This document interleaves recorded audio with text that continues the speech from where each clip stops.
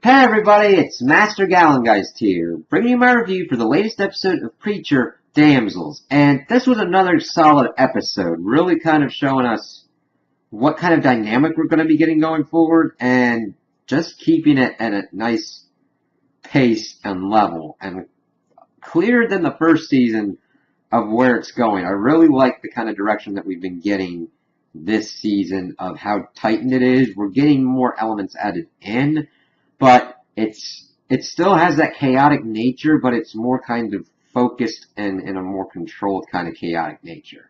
So this episode started out pretty interestingly enough, pretty much showing us how Eugene got the R-Space and the whole suicide thing that was going on with that. And it was pretty interesting because Tracy Loach was they were actually friends. He's coming in, and she says that she's pretty much going to kill herself. She's got the suicide note here.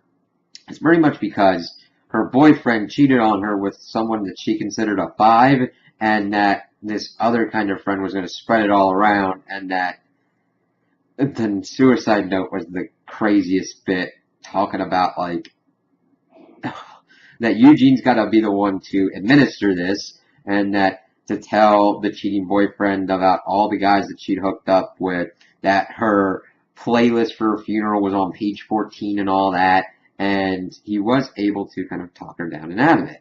And she's like, oh, okay, and has her head on his shoulder, and he kisses her. And it was interesting to see Eugene without the R-Space thing going on and just being normal. It's like, he was just a normal kid.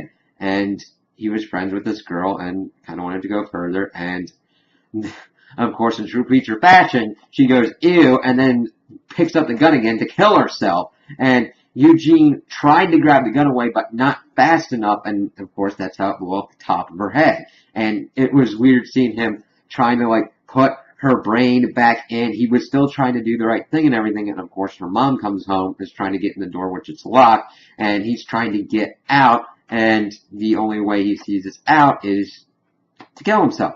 So he tries to do it, but it misfires, and then he looks at the gun, and of course, that's where he has his mouth pretty much blown in. We don't see it, but it cuts, and then it keeps replaying and looping. It's like, what's going on here? And then we see that Eugene's in this cell, and this VR kind of thing's going on, kind of holodeck style to a degree. And that he's in a prison cell, and like this, it says that he's in hell, and this kind of warden person, well, more of a prison guard comes in, tells him to stay there, and then walks and leaves out. It's like, this is kind of interesting. What's hell like in this universe? So we've got them reliving pretty much their worst memories and everything, and it really gets into how Eugene can, like, stay there and whatnot, because he didn't die. Yes, he tried to commit suicide, but he's kind of made peace with that and tried to make his life better. He only went to hell because Genesis commanded it. How does that fundamentally break what's going on in hell? Does that kind of, like, chew out the rules and whatnot? That's kind of going to be interesting to get into. So then we kind of see where our band's at. We get into, of course, Tulip's car and all that. And we see them playing this, like, CD of jazz because Jesse's trying to get into the mind of God and try and figure out where he's going, what's his whole deal of, why does he like jazz and all that, and seeing this CD of 14 greatest songs you've never heard of. And, of course, Tulip really does not want to go to New Orleans. And bringing up, of course, well, if you want that, like, tacos, you just don't go to Mexico for the tacos. And he's, like, bringing up, well, you do like tacos, though. And she's, like, trying to get any way out. And, of course, Cassidy's like, well, I kind of want tacos now. And it's like, that's not the point. And, of course, they get to New Orleans and everything. It's like, okay. And just seeing in Preacher fashion, going through, oh, this is crazy. See a guy puke and all that. It's like, all right, let's get on to it. So they go into a jazz club ask to see God, pretty much. So they're getting taken back. She's like, well, this can't be what we think it's going to be. And it's not, because they get down to it, and it's this, we see this old guy, and he's like, oh, be quiet. And then he puts back this curtain, and we see this dude in a Dalmatian. It's not really a furry suit. It's more of a Dalmatian kind of like morph suit and a Dalmatian mask with his leash held by this girl, and then they start running through all the stuff that it costs to like go through it. Like, oh god, doggy style is like $12,000, and they're like, no, except for Cassidy. Cassidy's like, what? Pay the man. He's like always up for he's up for anything, and that's kind of the cool thing about Cassidy's character. And Jesse's like, no, we're not on this. They're like, get out of here, you freaks. He's like, yeah, we're the freaks. So they're going out, and then the camera panned in and zoomed in on the eye. I don't know what the significance of that is at the moment. If that possibly could have been God in the dog suit, I don't know. And I don't put anything past this show, so we'll kind of have to see what's going on with that later. So, of course, they go back outside. Jesse's like, that was kind of freaky. And everybody's just kind of like, what? But Tulip's more freaked out, trying to look around, seeing what's going on around her. And she's like, I'm going to leave, go to a motel, whatnot. And so she goes off. Jesse's kind of pissed off because he knows that she's hiding something from it. And he just wants her to tell him, but of course she's being closed-mouthed about it. So she heads off, and then he's like, all right, Cassidy, you want to help me kind of scope out the areas and everything? He's like, no, I got to get her because Dennis will be pissed off if he finds out that we've gone to a motel or whatnot. Dennis is my mate. We're good with that. So, of course, that's where they kind of split off, and we see Jesse kind of going through a montage of all these different kind of nightclubs for jazz and all that. And we also see Cassidy gets to Tulip, and Tulip is recognized by someone. You're like, oh, you'll have to have you over for dinner and all that kind of stuff. It's like, okay. And Cassidy's like, well, listen, I know you're running from something. You gotta either tell me to help you or just like, what? And of course she's avoiding him with it as well. So they get to Cassidy's friend Dennis's place, and it's just a dude that only speaks French. And Tulip's like, is this okay? Because he opened the door, spoke to him in French. He's like, I didn't understand a bloody word of that, but okay. And he just walks off and leaves the door open. So, of course, Cassidy and Tulip are like, I guess it's okay. So it was kind of interesting because as we see going through this, as they're kind of getting settled in, Cassidy does bring something for Dennis that he remembered that he liked and all that. Like, oh, Three Stooges, classic and any language. And even though there's that language barrier, you get the sense that Cassidy, as a person, really wants to connect with people, and he takes friendship and companionship pretty seriously. He might do messed up stuff, but he's really trying to be a good guy and be good to his friends. And, of course, we see that Dennis doesn't really give a crap about what that thing is because he kind of tosses it to a side table and just kind of goes on what he's doing. And he's pretty much hammering Tulip to tell him what's going on, and she's still not doing it. And he's like pissed off because I'm lying to my best mate about the stuff going on, and of course showing us that he does not like lying to Jesse about everything that's going on with him and Tulip, and she's not telling him stuff. So that's kind of where it leaves that at. We do get that Jesse does finally get to a bar that he's like, you're looking for God? Go to this singer, go find this singer at this one club. So he heads off. We see her singing this jazz tune and all that, finishes up, goes up to the bar. This one dude gets her a drink, and he's like trying to smooth her, like trying to get with her and all that. And she's like, how about we cut out the middleman? And how about we go to the dressing room? Just tell me the state capital of Florida.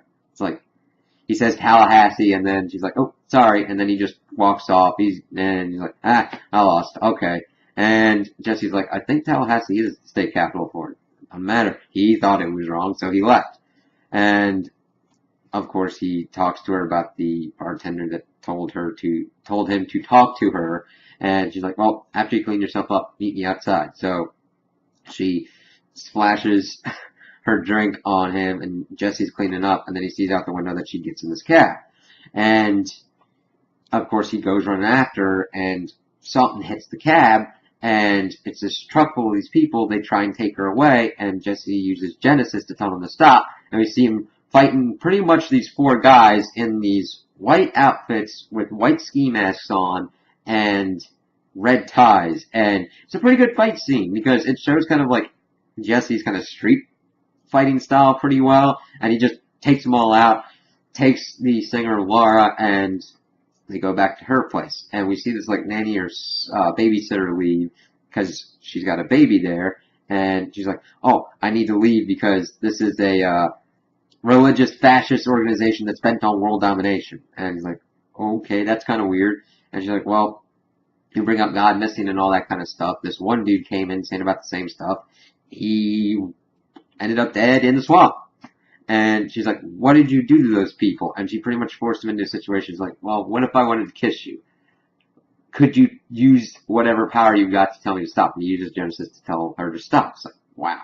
So, of course, he gets them to like go to the airport to her sisters or whatnot, and she does a light kiss on him, like, hey, too fast to stop me. So, of course, they go on off and all that, and it's like, alright. So, he starts like looking at this one thing like called Angelville, is this other kind of club thing, and we hear this weird kind of machinery, and he's kind of like in a trance, but then he gets a cell phone call from Tulip, and of course she's trying to build herself up to talk to him about what's going on, but of course both of them are pretty much in a stubborn, pissed off mood, and nothing comes out of it. So Jesse continues on his trek that he's working, and we see Tulip go off to get smokes and tell Cassidy not to follow her. So while she goes off to a laundromat to get cigarettes, we also get an interspersed that Jesse got into another club, and of course he's sitting next to an older gentleman that wants the band to play one more song, and of course he picks the one that God's been listening to, and it's like, oh, that's a good one, and we see Jesse kind of like figuring out the tune. He's like, don't you get it, man? You get it now? It's the end of the world.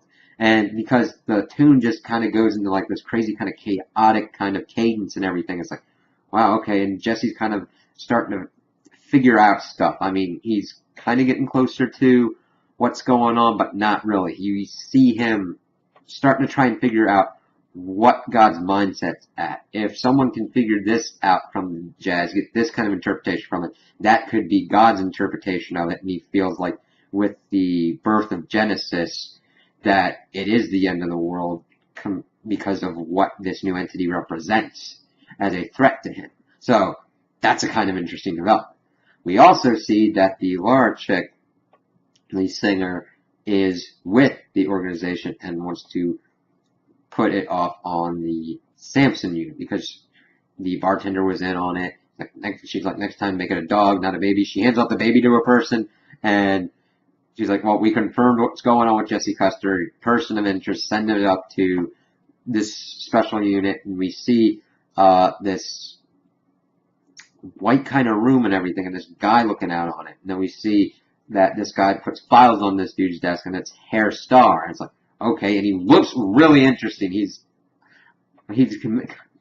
one eye is kind of messed up, and he's got these kind of symbols and everything. And now, granted, I'm not totally I have not read the comics before, so I don't know exactly what's going on with this character, but I do know that he is an important character from the comic books as well as this organization.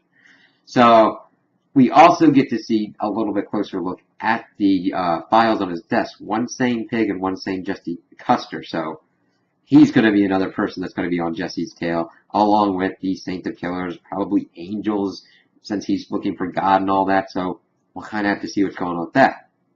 And of course, we see that Tulip had went to a laundromat, pretty much changed out to get a 5 to get some cigarettes, and while that's going on, we hear this car pull up, and this group of people tells everybody to get out, and of course, we see her just like messing around getting the cigarettes, and then she turns around, the dude gets on the phone and says, tell Victor we got her.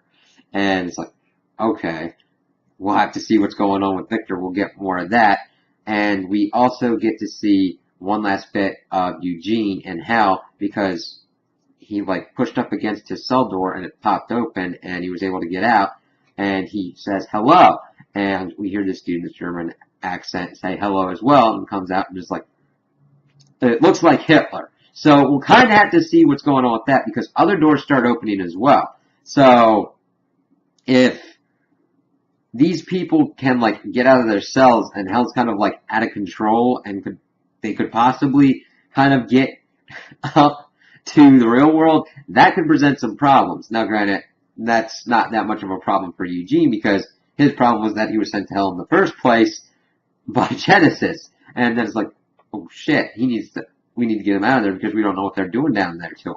So it's like, a lot of people could be doing a lot, if people can escape from hell, that presents a lot of problems, especially since heaven's like in disarray with God missing. They'd have to do something, and then Jesse's gonna have to figure out what to do. It just opens up a lot of interesting possibilities for what's already going on. So I'm really excited to see where this is going and kind of where we're gonna see the whole God stuff, Eugene with Hell and Tulip and Victor and how they all kind of come together. So those are my opinions on the episode. Tell me what you guys think in the comments below. If you liked it, if you didn't like it, if you agree with me, if you disagree with me. Also like and subscribe, and I hope you have a good day.